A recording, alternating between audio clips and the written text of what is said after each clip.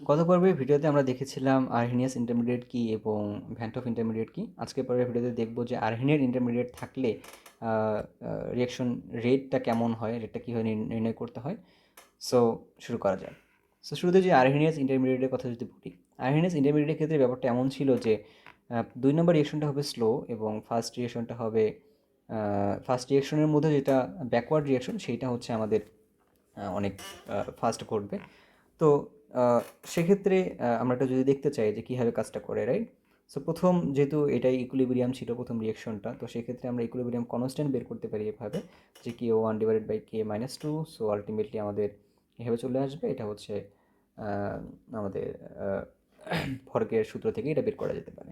So পরবর্তীতে এবার যদি জিনিস চিন্তা করি, এই যে সিটা যেটা রিয়েকশনে অংশগ্রহণ করেছে, এই সিটা কিন্তু আলটিমেটলি পুরোটাই শেষ হয়ে যায়নি, রাইট? কিছু পরিমাণে সি থেকে গেছে এবং কিছু পরিমাণে সি থেকে আমরা এক্স নামের যে ইন্টারমিডিয়েটে পাচ্ছিলাম তো সেটা পেয়ে গেছিলাম। এই জন্য আমরা সি ইনিশিয়াল কনসেন্ট্রেশনটাকে এভাবে লিখতে পারি যে সি এর একটা পরিবর্তিত কনসেন্ট্রেশন প্লাস আমাদের যে ইন্টারমিডিয়েটটা তৈরি হয়েছে তার concentration. Similar things goes for S এর জন্য। তো এস এর জন্য আমরা এভাবে লিখতে পারি যে এস এর জন্য যে কোনো সময়ে হচ্ছে এস এর কনসেন্ট্রেশন এবং আমাদের যে কোনো সময়ে যে ইন্টারমিডিয়েটের কনসেন্ট্রেশন। সো যদি আমরা এই দুইটা ভ্যালুকে আলটিমেটলি এখানে যদি ইনকর্পোরেট করি তো আলটিমেটলি আমরা এইটা পেয়ে যাব, অর্থাৎ উপরে এক্স ওয়াই তো কোনো পরিবর্তন হবে না, জাস্ট সি এর মধ্যে এখানে সি এর concentration is equals to C nought minus X এভাবে যদি বসায় ফেলি তো আমাদের আলটিমেটলি এরকম একটা ইকুয়েশন চলে আসে। তো এই ইকুয়েশন থেকে যদি আমরা একটু যদি স্টাডি করি তো সেক্ষেত্রে বুঝতে পারবো যে এই আরহেনিয়াস ইন্টারমিডিয়েট আমাদেরকে রিয়েকশন রেটটা কোন দিকে নিয়ে যাচ্ছে। তো একটু যদি দেখি ওই কনসেন্ট্রেশন ওই রিয়েকশন রেট কনস্ট্যান্টের যে ইকুয়েশনটা ছিল সেটা ছিল এই ইকুয়েশনটা। তো এই ইকুয়েশন থেকে আমরা যদি পরবর্তীতে যেহেতু এক্স একটা কোয়াড্রেটিক রয়েছে এখানে এক্স নট বা এক্স নট হবে না, এটা এক্স হবে শুধুমাত্র। সো এক্ষেত্রে আমরা যদি এক্সের ভ্যালুটা বের করতে পারি তো আমরা এটাকে ক্যালকুলেশন করে আমরা এক্সের ভ্যালুটা এভাবে বের করে নিতে পারি এখানে। ওকে, সো এবার ব্যাপারটা হচ্ছে যে একটু চিন্তা করার বিষয় রয়েছে যে এই জায়গায় আমরা কীভাবে জিনিসটা চিন্তা করতে পারি। আমাদের রিয়েকশন রেটের ইকুয়েশনটা কেমন হবে, রাইট? রিয়েকশন রেটের ইকুয়েশনটা হবে এরকম টাইপের যে K2 into x into W forward. কারণ আমরা বলেছিলাম যে 2 নম্বর যে ইকুয়েশনটা ছিল সেটাই ছিল আমাদের, বা 2 নম্বর যে রিয়েকশনটা ছিল সেটাই ছিল আমাদের রেট ডিটারমিনিং স্টেপ, বিকজ ওখানেই আমাদের অ্যাক্টিভেশন এনার্জির মানটা বেশি ছিল, রাইট? তো এই ক্ষেত্রে আমরা কি করতে পারি যে এই এক্সের যে ভ্যালুটা বের করলাম এখান থেকে সেই এক্সের ভ্যালুটা এখানে যদি বসাই ফেলি তো আলটিমেটলি আমরা কেমন একটা ইকুয়েশন পাই আমরা একটু দেখতে চাই, রাইট? এক্সের ভ্যালুটা আমি এখান থেকে কপি করে নিচ্ছি। সো এক্সের ভ্যালুটাকে এখান থেকে কপি করে নিলে ওকে, সো ওকে, হ্যাঁ, সো এই ক্ষেত্রে আমাদের শুধুমাত্র থাকবে ডাব্লুটা থাকবে সাথে, আর K2টা আমাদের এখানে থাকবে। সো আলটিমেটলি রিয়েকশন রেটের ইকুয়েশনটা আসবে এরকম টাইপের। সো এবার ব্যাপারটা জিনিসটাকে একটু চিন্তা করা যাক জিনিসটা কীরকম হয়, রাইট? তো যদি এই জায়গায় আমরা এই ভ্যালু যেটা রয়েছে অর্থাৎ কে ইন্টু এস নট, এই ভ্যালুয়ের মানটা যদি কম হয় কার তুলনায়, এই ওয়াইয়ের তুলনায় যদি এই ভ্যালুয়ের মানটা যদি কম হয় তো তখন জিনিসটা কেমন টাইপের হবে। ওকে, অর্থাৎ কে ইন্টু এস নটের ভ্যালু কম মানে কি, অর্থাৎ ইকুয়েশন আমরা এভাবে বলতে পারি আরেকভাবে যে এস ইজ গ্রেটার দেন আমাদের যে সি এর যে কনসেন্ট্রেশন ছিল এইটা। সো K1 যদি এমন টাইপের হয় যে সাবস্ট্রেটটার কনসেন্ট্রেশন যদি আমাদের ক্যাটালিস্টের কনসেন্ট্রেশন থেকে যদি খুব বেশি যদি বড় হয় তো সেক্ষেত্রে রিয়েকশন রেটটা কীভাবে চেঞ্জ হবে। সাবস্ট্রেটের কনসেন্ট্রেশন যদি আমাদের ক্যাটালিস্টের কনসেন্ট্রেশন অপেক্ষা যদি বেশি বড় হয় তো সেক্ষেত্রে যে এমন একটা সময় আসবে যে এই রিয়েকশনের রেটটা ইন্ডিপেন্ডেন্ট হয়ে যাবে, অর্থাৎ সাবস্ট্রেটের কনসেন্ট্রেশনের উপর নির্ণয় করবে না। আর যদি সাবস্ট্রেটের কনসেন্ট্রেশন যদি কম হয় তো সেক্ষেত্রে সেটা লিনিয়ারের মতো আচরণ করবে আর কি। ওকে, সো আমি যদি এটাকে আর একটু সুন্দরভাবে ড্র করতে চাই তো জিনিসটা হবে এরকম টাইপের।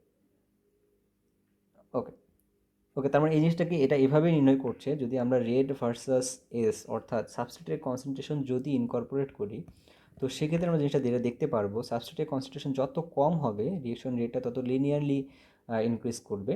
বাট সাবস্ট্রেটের কনসেন্ট্রেশন যদি খুব বেশি যদি হয়ে যায় তো সেক্ষেত্রে কি হবে সেটা আমাদের আসলে ইন্ডিপেন্ডেন্ট হয়ে যাচ্ছে, অর্থাৎ তখন সেটা কনস্ট্যান্টের উপরে নির্ভর করছে না। ঠিক সিমিলারলি থিং গোস ফর কনসেন্ট্রেশনের ক্ষেত্রে। যদি কনসেন্ট্রেশনটা অর্থাৎ C2, অর্থাৎ আমরা যদি একটু পরবর্তী কেস নিয়ে আলোচনা করি, যে যদি এমন টাইপের হয়, আমরা একটু এখানে মুছে দিই, ওকে, যদি এমন টাইপের হয় যে সি এর ভ্যালুটা বেশি, বাট তুলনায় সাবস্ট্রেটের তুলনায় সি এর ইনিশিয়াল কনসেন্ট্রেশনের মানটা অনেক বেশি হয়ে যায়, তো সেক্ষেত্রে কী হবে, তখন ওই একই কাহিনী হবে যে সি এর ভ্যালুটা যত কম হবে তত সেটা রিঅ্যাকশন রেটের সাথে লিনিয়ারলি ইনক্রিজ করতে থাকবে, বাট একটা নির্দিষ্ট সময় পরে সেই রিঅ্যাকশন রেটটা আর সি এর ইনিশিয়াল কনসেন্ট্রেশনের উপর নির্ভর করবে না। সো আমরা দুটো কেস বুঝতে পেরেছি মনে হয়, যে আর্হেনিয়াস ইন্টারমিডিয়েটের ক্ষেত্রে কী ঘটে। আর্হেনিয়াস ইন্টারমিডিয়েটের ক্ষেত্রে আমরা যখন রিঅ্যাকশন রেটটা বের করব, তখন রিঅ্যাকশন রেটটা হচ্ছে যে কম পরিমাণে কম কনসেন্ট্রেশন বিশিষ্ট এস অর্থাৎ সাবস্ট্রেট এবং কম কনসেন্ট্রেশন বিশিষ্ট আমাদের ক্যাটালিস্টের ক্ষেত্রে যে রিঅ্যাকশন রেটটা বাড়ে কখন, যে লিনিয়ারলি বাড়বে, বাট যখন সেটা বেশি পরিমাণে হয়ে যাবে তখন একটা সময় পরে সেটা হচ্ছে ইন্ডিপেন্ডেন্ট হয়ে যাবে আর কি। সো এবার যদি আমরা দেখতে চাই একটু ভ্যান হফের ইন্টারমিডিয়েট সম্পর্কে। সো ভ্যান হফের ক্ষেত্রে আমরা যে পড়েছিলাম যে K2 এর ভ্যালুটা হচ্ছে K2 এর ভ্যালু মিনস যে 2 নম্বর রিঅ্যাকশনটা হচ্ছে অনেক ফাস্ট, অর্থাৎ প্রথম রিঅ্যাকশনটা হচ্ছে অনেক স্লো। সো এটা ছিল আমাদের স্লো রিঅ্যাকশন, আর পরেরটা ছিল ফাস্ট। সো এই ধরনের রিঅ্যাকশনের ক্ষেত্রে বা ভ্যান হফের এই ধরনের ইন্টারমিডিয়েটের ক্ষেত্রে এখানে আর আগের মতো করে নির্ণয় করা যাবে না। এক্ষেত্রে নির্ণয় করতে হবে যে এসটিডি স্টেট ইউজ করতে হবে। দ্যাট মিনস আমরা যদি বলি যে স্টেডি স্টেট ট্রিটমেন্ট ইউজ করতে হবে, তো স্টেডি স্টেট ট্রিটমেন্টটা কীভাবে ইউজ করতে হয়, রাইট? সো যেহেতু এখানে এক্সের স্মল চেঞ্জ হচ্ছে, স্মল চেঞ্জটা কিন্তু বেসিক্যালি হচ্ছে যে এক্সের স্মল চেঞ্জ হয়, তো আমরা সেটার উপর নির্ভর করে যদি বলতে পারি যে এই এক্স ডিএক্স বাই ডিটি নির্দিষ্ট টাইমের সাথে, আর সেটার জন্য রিঅ্যাকশন রেট কীভাবে চেঞ্জ হবে, K1 এর জন্য সেটা এটার উপর নির্ভর করছে। তো এইটার কনসেন্ট্রেশন অর্থাৎ ফরওয়ার্ড রিঅ্যাকশনের যে রেট ইকুয়েশন সেটা মাইনাস, তো ওই ইকুইলিব্রিয়ামের জন্য ব্যাকওয়ার্ডের যেটা ছিল সেটা মাইনাস ইন টোটালি হচ্ছে যে আমাদের পরবর্তী যে স্টেপের রিঅ্যাকশনটার রেট ছিল সেটা। সো এটা করলে স্টেডি স্টেট ট্রিটমেন্ট এটা বলে যে ইন টোটালি আলটিমেটলি আসবে হচ্ছে 0 হবে, এই প্রথমটা মাইনাস পরেরটা তারপর মাইনাস, এভাবে করলে 0 আসবে। তো সেখান থেকে আমরা এক্সের ভ্যালু বের করতে পারি সেখান থেকে আমরা যদি ইকুয়েশন সলভ করি এক্সের ভ্যালু বের করব। তো এক্ষেত্রেও আমাদের আগের মতো করে ইউজ করতে হবে যে এই সিটা আলটিমেটলি সি না, এই সিটা হচ্ছে যে এরকম টাইপের, যে সি নট মাইনাস এক্স। কেন নয়, কারণ যে সি যেটা ছিল, সো সেই ইনিশিয়াল কনসেন্ট্রেশনটা আসলে পুরোটাই ব্যবহৃত হয়নি, এর থেকে কিছু পরিমাণ ব্যবহৃত হয়েছে, সেই কিছু পরিমাণটা হচ্ছে এক্স, আর যেটা ব্যবহৃত হয়নি সেটা হচ্ছে যে আমাদের এই সি নট, রাইট? সো তাহলে আমরা হচ্ছে যে এভাবে বের করতে পারি, সি নটের মধ্যে এটা বসাতে পারি এবং এস এর মধ্যে আমরা আগের মতো করেই এস ইনিশিয়াল মাইনাস এক্স বসালেই আমরা এই এক্সের এই ভ্যালুটা পেয়ে যাবো, এবং পরবর্তীতে এটাকে যদি আমরা রিঅ্যাকশন রেটের ইকুয়েশনে যদি বসিয়ে ফেলি, তো সেখান থেকে আমরা ভ্যান টপের ইন্টারমিডিয়েটটা খুব ইজিলি বের করতে পারবো। ধন্যবাদ সবাইকে।